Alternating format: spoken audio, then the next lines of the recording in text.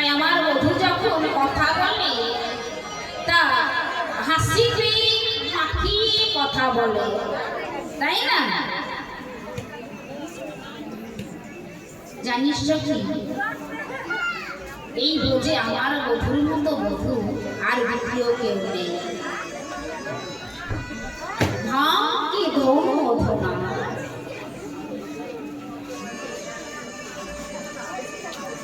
তাই বললে হরে ললিতায় বিশাখা এ কথা গর্ব করি বলতে পারি।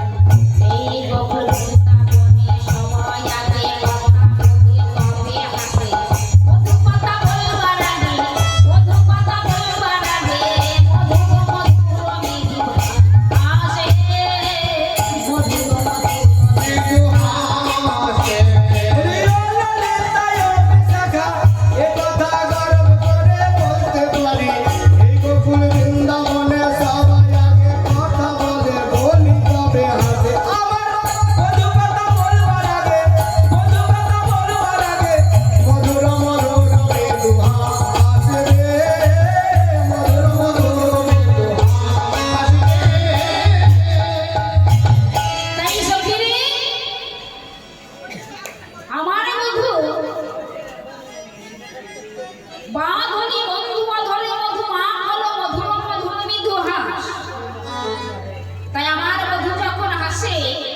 তখন এই জগতে কে হয়? মুক্তা ঝরে। আর কে হয় না? শরতের মেয়ে যেন ভূমিতে নেমে আসে। তাই আমার বধূর সঙ্গে ওই শরতের মেঘের কিন্তু কোনো তুলনা হয় না। এদিকে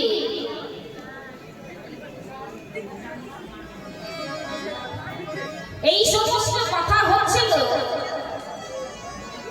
ঠিক এই মতো এই রকম দিনে মা যশোমতী তার গোপালের কথা এক ব্রজরমণীকে বলছিল, তার গোপালের কথা। বড় অহংকার করে বলছিলে, গোপাল যখন আমার ছোট ছিল সেদিনেই এক গল্প বলছিল।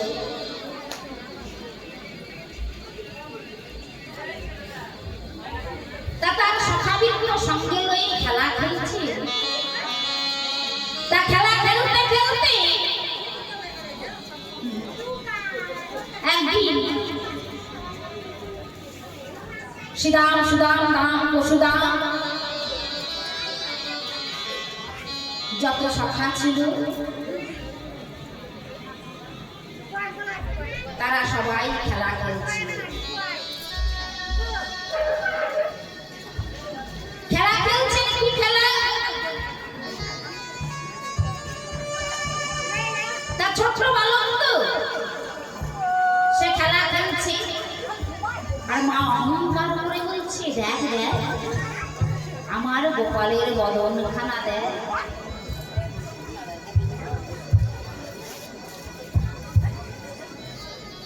নবশী জানে আমার গোপালের মতো এই ব্রজরমণীর ঘরে কারো এমন গোপাল না।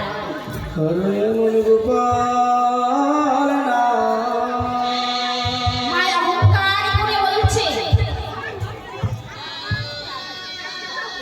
কিন্তু বাবা ভক্ত কিন্তু আমার দুটি জিনিস সহ্য করতে পারে। এক হচ্ছে ভক্তের অহংকার, আর এক হচ্ছে ভক্তের নয়নের জল।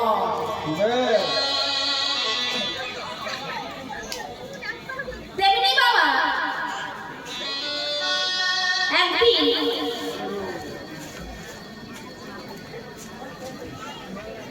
নারদ মুনি বড় অহংকার করে চলে যাচ্ছে। প্রতিদিন যান তিনি বৈকুণ্ঠে, তা সেই বৈকুণ্ঠে গিয়ে সর্বপ্রথম তিনি বন্দনা করলেন। প্রতিদিন যান গ্রামের মাঝখান দিয়ে রাস্তা দিয়ে চলে যান নারদ মুনি। তা সেই নারদ মুনি চলে যান।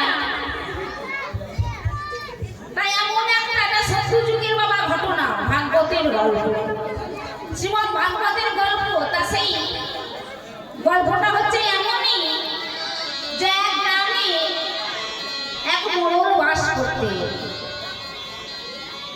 তা সেই মোড়লে বহু ধন দৌলত আছে, কিন্তু তার কোনো সন্তান আদিজ নেই। তা তার সন্তানাদি না থাকায় নারদ মুনি প্রতিদিন চলে যান সেই মোড়লের বাড়ির সামনে। তা মোড়লকে দেখে প্রত্যেক দিন যে মোড়লে মোল্লান তারা স্বামী স্ত্রী দুজনে কাজকর্ম করেই থাকে। তা নারদ মুনি একদিন নেমে তার বাহন থেকে নেমে বলছেন, হ্যাঁ গো, এই যে মোড়ল শোনো, তা বলছিলাম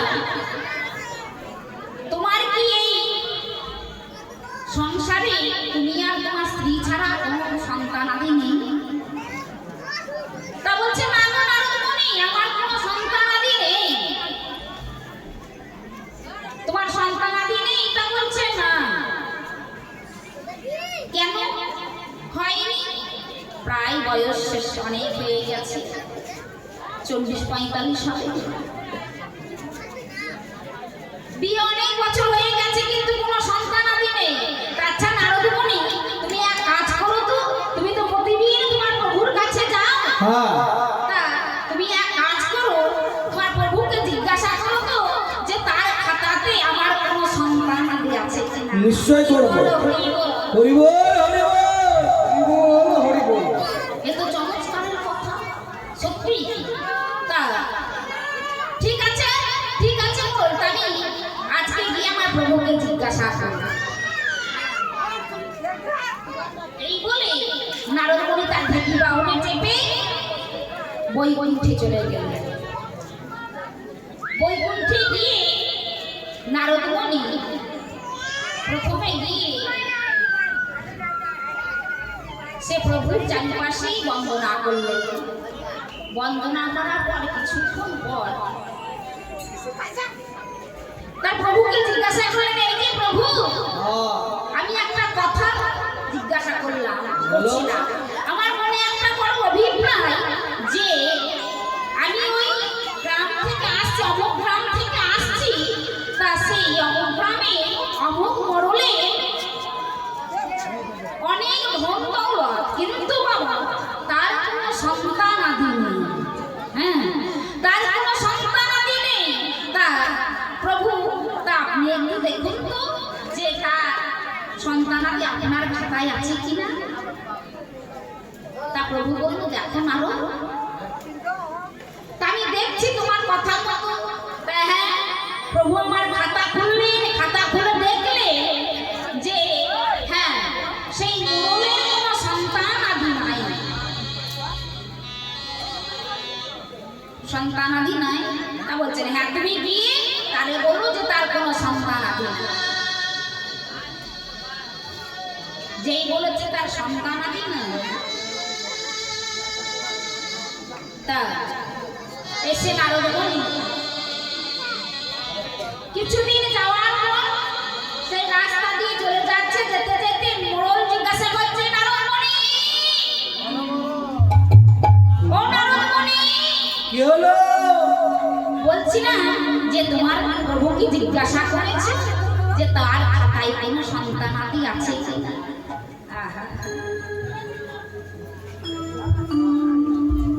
তা নারদ মুনি বলল, না গো, আমি প্রভুকে জিজ্ঞাসা করেছি, তার খাতায় তোমাদের কোনো সন্তান আদি নেই। সন্তান আদি নেই? তাহলে যেটুকু আশা ছিল, আশাটা কিন্তু বৃথাই গেল। ঠিক আছে, সন্তান আদি সবার তো হয় না, সবার ভাগ্যে হয় না, তাই নারদ মুনি আমার এই কথা বলে চলে গেলে। এবার কি হয়েছে, কিছুদিন যাওয়ার পর কয়েক বছর যেতে না যেতে বাবা সেই নারদ মুনি কথা তো শোনা গেল না, শুনলো না, যে শুনলো সেটা মিথ্যা ভেবেছিল। নারদ মুনি তার প্রভুর কাছ থেকে তা কয়েক বছর যেতে না যেতে সেই গ্রামে কিছুদিন যাওয়ার পর একটা তান্ত্রিক বলেন বা জ্যোতিষী বলেন বা একটা বাবাজি হোক ঋষি হোক যাই হোক একজন এসেছে গ্রামে। তা সে বলছে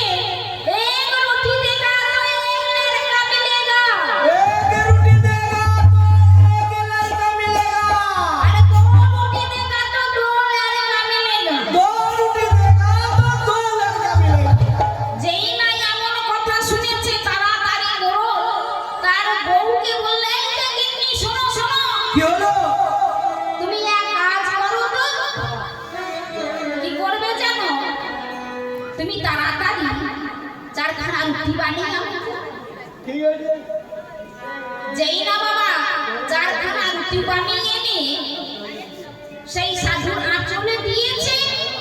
কয়েক বছর যেতে না যেতে সেই মোড়লের কিন্তু ঘর ভর্তি চারখানা পুত্র সন্তান।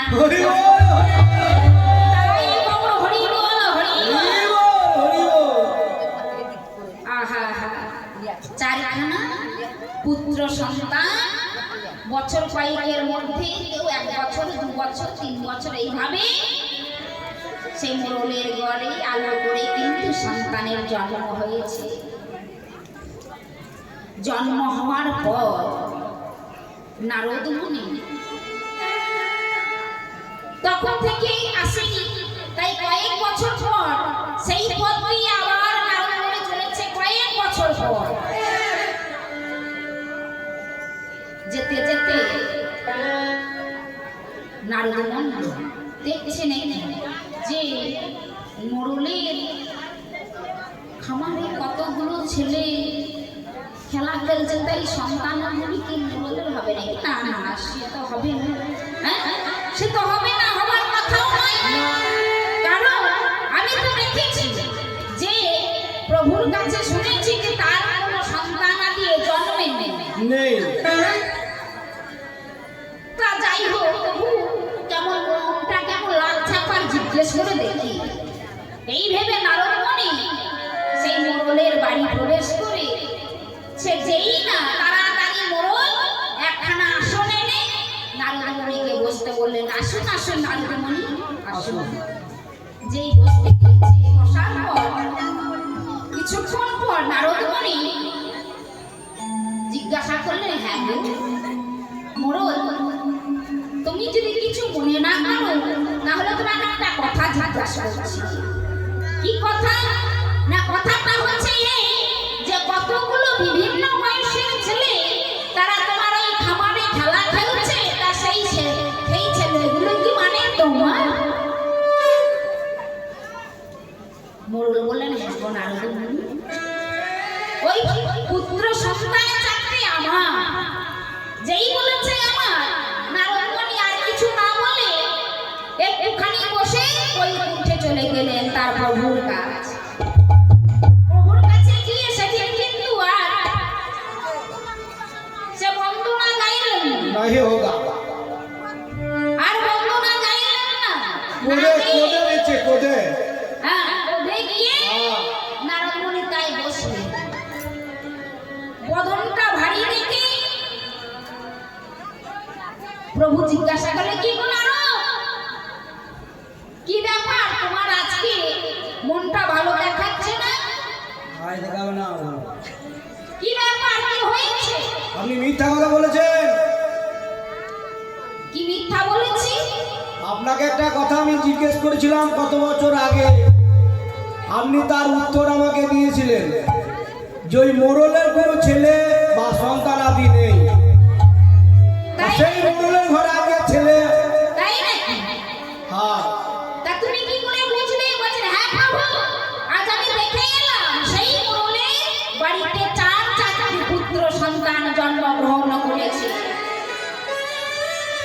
ঠিক আছে নাড়ু, এটা কিন্তু আজ দেখো আমার খাতাতে নেই, এটা হয়েছে আমার ভক্তের কৃপায়। সাধুগুরু বৈষ্ণবের কৃপা। সাধুগুরু বৈষ্ণবের কৃপা। আজ কিন্তু আমার খাতায় সেই বলে কোনো সন্তান নাই। তাই নাড়ু, তুমি অভিমান ত্যাগ করো, অভিমান করো না। নাড়ু, তুমি দেখো, তুমি যদি কৃপা করে কাউকে বর দাও, তাহলে তোমার কৃপাতে এমন সুপাত হবে। তাই বললে, হে প্রভু, তোমার কি লীলা। বলে সুন্দর যশোদা দুলা বৃন্দাবন বিহারি, বৃন্দাবন বিহারি।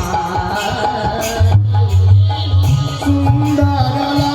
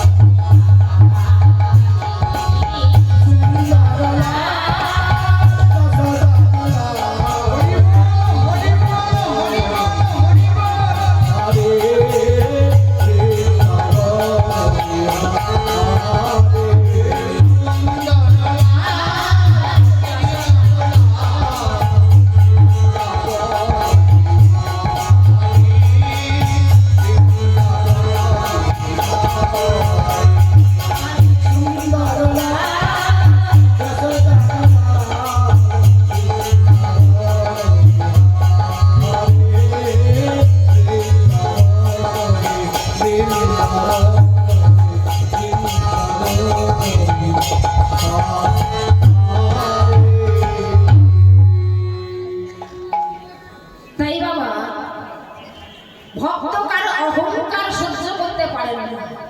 ভগবান ভক্তের কোনো অহংকার সহ্য করতে পারে না, আর পারবেও না। কারণ ভক্তাধীন গোবিন্দ আমার। তাই সখী রে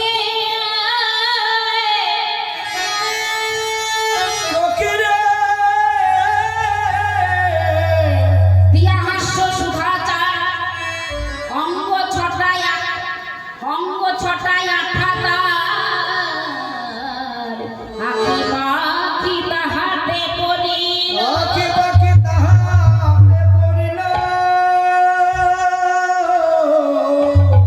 দিয়া হাস্য সুধাচার সখী, যে বেদ হয়, যারা বেদ হয় তারা কি করে? শিকার করে। তারা শিকার করে। কি শিকার? পাখি শিকার করে, তাই না? তাই সখী কি হয়েছে জানি? ওগো দিয়া হাস্য সুধা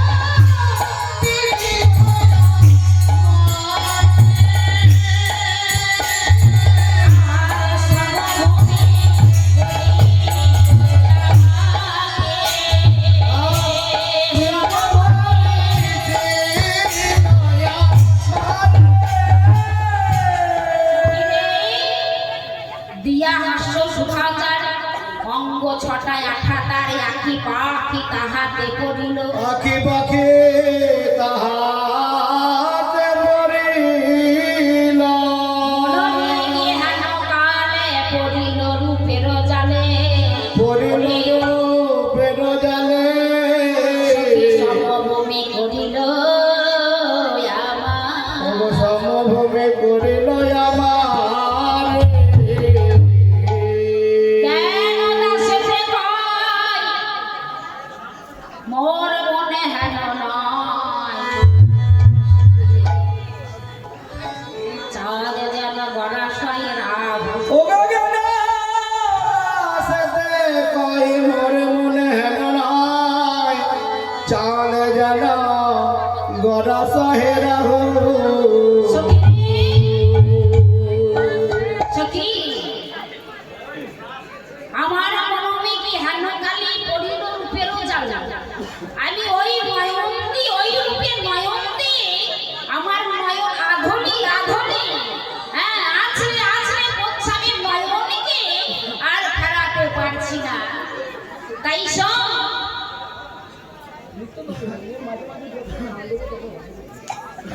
আমি কেন গেলাম জল ভরিবারে সখী আরো বলি শোন আমি কেন গেলাম জল ভরিবারে কেন গেলা জল ভরিবারে কেন গেলা জল ভরিবারে কেন গেলা জল ভরিবারে যাই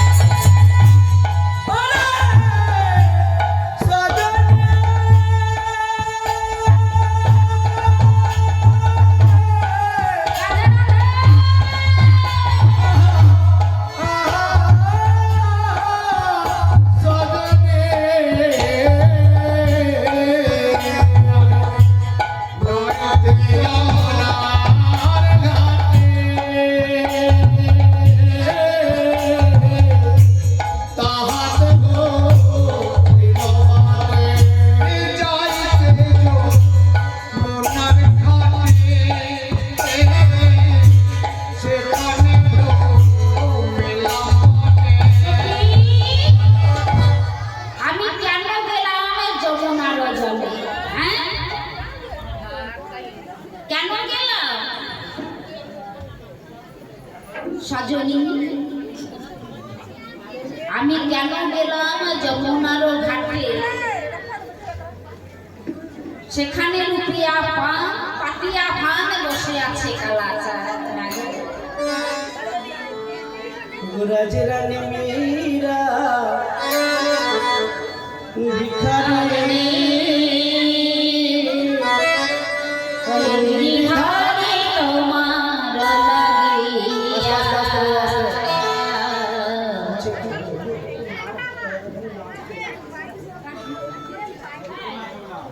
একটু একটা অন্য কথা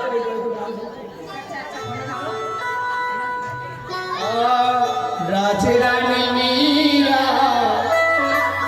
ভিখারিণী গিরিধারী তোমার লাগিয়া গিরিধারী তোমার লাগিয়া গিরিধারী তোমার লাগিয়া